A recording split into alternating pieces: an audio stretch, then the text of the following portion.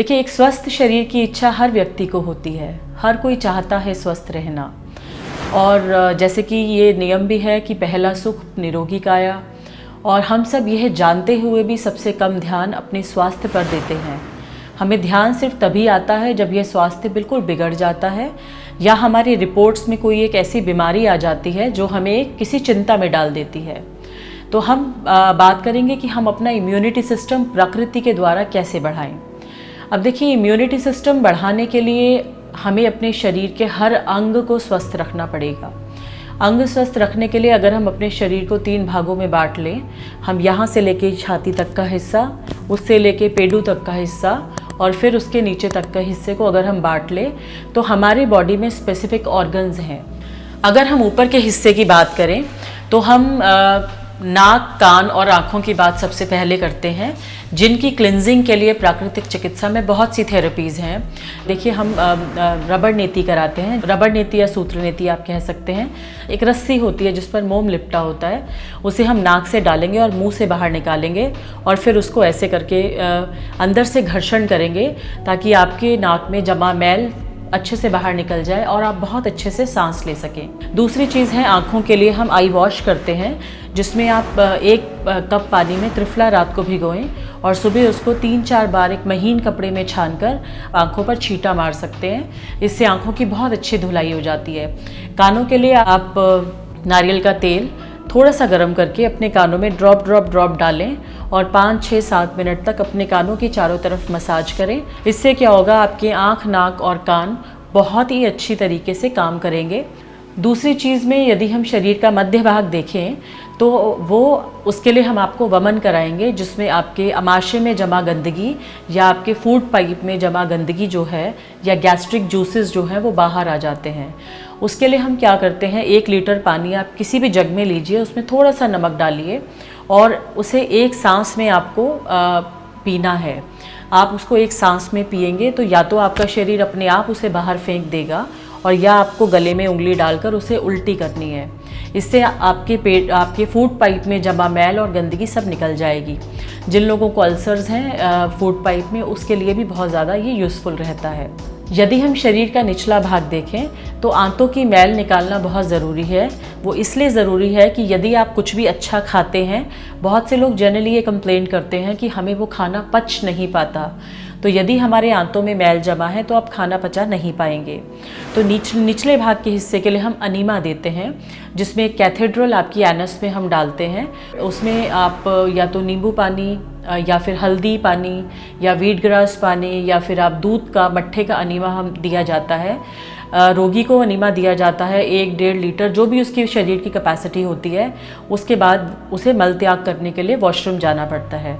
1, 2, 3, 4 या हफ्ता भी लग सकता है शरीर के आंतों की मैल को निकलने में। ये प्रोसेस आपके शरीर के निचले भाग की गंदगी को निकाल देता है। इसके अलावा पंच महाभूतास में यदि हम बात करें तो मिट्टी चिकित्सा, जल चिकित्सा, वायु चिकित्सा, आकाश तत्व भी आते हैं।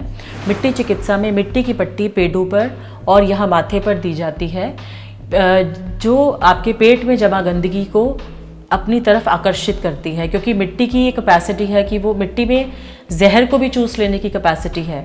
तो यदि आप उसको पेडू पर रखते हैं तो आपके पेट के ऑर्गन्स की गर्मी को खींचती है, और यदि आप माथे पर रखते हैं तो वो आपकी सोचने समझने की शक्ति को बढ़ाती है और आपका ब्लड प्रेशर भी लो करती है। इसके अलावा मिट्टी का लेप भी कराया जाता है। मिट्टी ज़मीन से 3 से 4 फुट नीचे की मिट्टी है, जिसे हाथ से नहीं निकाला जाता, किसी भी लकड़ी की डंडी से निकाला जाता है। उसको 7 से 8 घंटे किसी भी बर्तन में भिगो देते हैं और उसके बाद उसे रोगी के शरीर पर या आप खुद लगा सकते हैं। प्रकृति का नियम है, यदि आप 40 मिनट किसी भी चीज़ को अपने शरीर पर लगाएंगे तो वो आपके शरीर से गंदगी को, गर्मी को, सबको खींच लेगी। उसके बाद आप शावर ले लेते हैं, नहा लेते हैं और आपके शरीर को बिल्कुल रिफ़्रेशमेंट मिल जाती है। जल चिकित्सा की बात करें तो जल चिकित्सा तो बहुत ही आसान है। जल प्रकृति में अबंडेंट अमाउंट पे अवेलेबल है। घर में करना भी बहुत आसान है। जल चिकित्सा को आप एक टब लीजिए जो आपके साइज़ का हो। उस टब में मौसम के अनुसार, यदि गर्मी है तो ठंडा पानी, सर्दी है तो थोड़ा गर्म पानी, और फिर भी अगर आपको कोई रोग है तो उसके अनुसार गर्म या ठंडा पानी चूज़ कीजिए। उस टब को आधा भरिए और उसमें कपड़े उतार कर बैठ जाइए। 10 से 15 मिनट आपके जेनिटल्स उस पानी में होने चाहिए। और उसके बाद यदि आप दिन में एक बार खाली पेट इस स्नान को लेंगे तो आपको जो भी पेट से संबंधित रोग हैं कोई भी रोग नहीं रहेगा। सबसे ज़्यादा इम्पॉर्टेंट है कि आपका मल त्याग होगा, आपको कब्ज़ नहीं रहेगी, जिससे आपकी इम्यूनिटी स्ट्रांग होगी।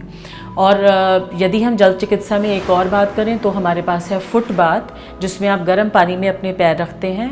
तो जिन लोगों को भी वेरिकोज वेन्स की प्रॉब्लम है या पैरों में दर्द रहता है, गर्म पानी में पैर रखने से शरीर में खून ऊपर की तरफ दौड़ता है और आपको बहुत ही तरोताज़ा फील होता है। उसके बाद हम बात करें आकाश तत्व की, तो आकाश तत्व को पूर्ति के लिए सबसे अच्छा तरीका है मालिश। प्राकृतिक चिकित्सा में जब रोगी के शरीर की मालिश होती है तो ऑर्गन्स जो हैं, जो अंग जो भी जोड़ों में वायु जमा होती है वो शरीर से बाहर निकल जाती है। जनरली ये देखा गया है कि जब हम मालिश करते हैं तो मालिश करने के बाद रोगी को या तो मल त्याग करने के लिए जाना पड़ता है या यूरिन पास करने के लिए जाना पड़ता है, क्योंकि जो भी शरीर में गंदगी है या वायु है वो शरीर से बाहर निकल जाती है। इसके अलावा जो अक्यूप्रेशर होता है या जो और पॉइंट्स प्रेस होते हैं उससे बॉडी बहुत ज़्यादा स्ट्रॉन्ग फील करती है। इसके अलावा यदि हम वायु चिकित्सा की बात करें तो प्राणायाम वायु मुफ्त में प्रकृति में अवेलेबल है। किसी भी वक्त आप अपनी छत पे चले जाइए, पार्क में चले जाइए, कहीं भी चले जाइए और खूब लंबे गहरे सांस लीजिए और आप प्राणायाम कीजिए। आपके शरीर में जब वो पूरी वायु अर्पण होगी तो आपका शरीर बहुत ही तरोताज़ा फील करेगा। इसके अलावा एक और इलाज है गीली चादर लपेट। उसमें यदि आपको जैसे हम आजकल बात करते हैं इम्यूनिटी सिस्टम में कि बुखार चढ़ गया है या शरीर को बहुत कमज़ोरी महसूस हो रही है, तो आपको रोगी को एक गीली कॉटन की चादर बिछानी है और उसके ऊपर मरीज़ को लेटाना है।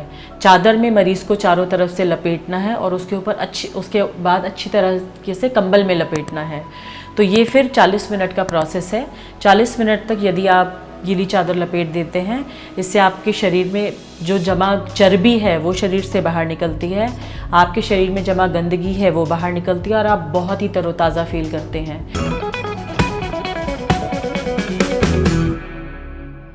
अगर बात करें हम आहार की तो ये बहुत ही आसान है। सुबह, दोपहर, शाम हमने बांधा हुआ है कि हमें 3 बार खाना खाना है। सबसे पहले आपको 3 बार खाना खाने के लिए समझना ज़रूरी है कि कितने बजे उठें। आपको सूर्य उगने से पहले उठना है ताकि आप 7 से 9 बजे जो सुबह अमावस्या का समय है उस वक्त कुछ खा लें। कुछ खाने का अर्थ है कि आप या तो थोड़े से ड्राई फ्रूट्स खा लें या सिर्फ फ्रूट्स खा लें या आप स्प्राउट्स खा लें। उसके 2 घंटे बाद आप नारियल पानी ले सकते हैं। उसके 2 घंटे बाद आप फल या सैलेड या छाछ ले सकते हैं। उसके बाद जो आपका लंच टाइम आएगा उसमें सलाद प्लेट भर के सब्ज़ी, कोई भी सीजनल सब्ज़ी जो बनती है वो लीजिए। उसके साथ आप छाछ ले सकते हैं या दही ले सकते हैं। अगर रोटी की ज़रूरत लगे तो वो लीजिए, नहीं तो नहीं। जब मन सोचे खाऊं या ना खाऊं तो हमेशा सोचें ना खाऊं। उसके बाद शाम का जो समय है 4 या 5 बजे का समय, जो आपको लगता है टी टाइम है, उस वक्त आप मखाना ले सकते हैं, चना गुड़ ले सकते हैं। इस मौसम के लिए तो ये बहुत ही ज़्यादा यूज़फुल है। और रात का खाना जो 7 बजे का समय है, सूप लीजिए या बहुत सारी सब्जियों को मिक्स करके स्टीम करके खाइए। ये आपका बेस्ट भोजन है। यदि आप इसको फॉलो करते हैं तो एक दिन यदि आप थोड़ा सा गरिष्ठ भी खा लेंगे तो हमारा शरीर उसको बहुत जल्दी एक्सेप्ट कर लेगा और बैलेंस कर लेगा। तो प्रकृति से जुड़कर आप हमेशा स्वस्थ ही रहेंगे। ये हमेशा हमेशा आपको फ़ायदा ही पहुंचाती है, कभी कोई नुकसान नहीं पहुंचाती। और जो भी फ़ायदा प्रकृति से होगा वो हमेशा एक परमानेंट इलाज होगा, कोई सप्रेशन नहीं है। It is a permanent treatment. Immune system के लिए थेरेपी।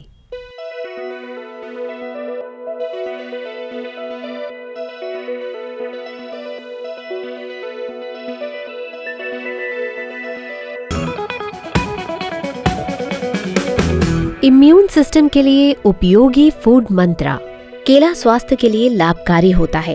केले में आयरन, मैग्नीशियम और पोटेशियम भरपूर मात्रा में पाए जाते हैं, जो सेहत के लिए महत्वपूर्ण है। ये तत्व शरीर में इम्यूनिटी बढ़ाने का काम करते हैं। तुलसी एंटी इन्फ्लेमेटरी गुणों से भरपूर होती है।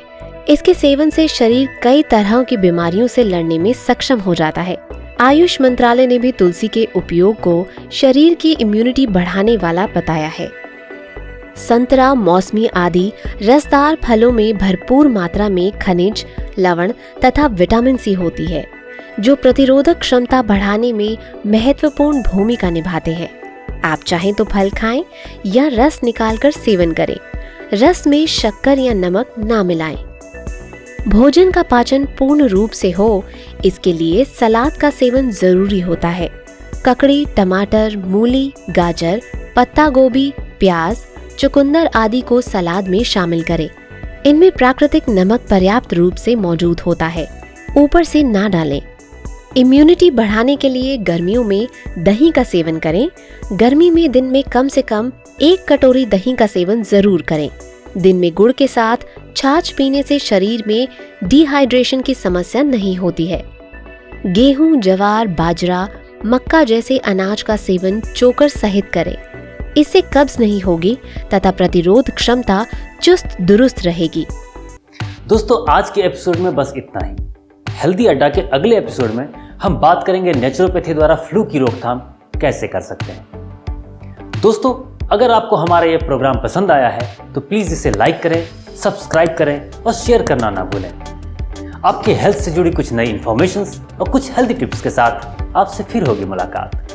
तब तक अपने स्वास्थ्य का रखें ख्याल। नमस्कार।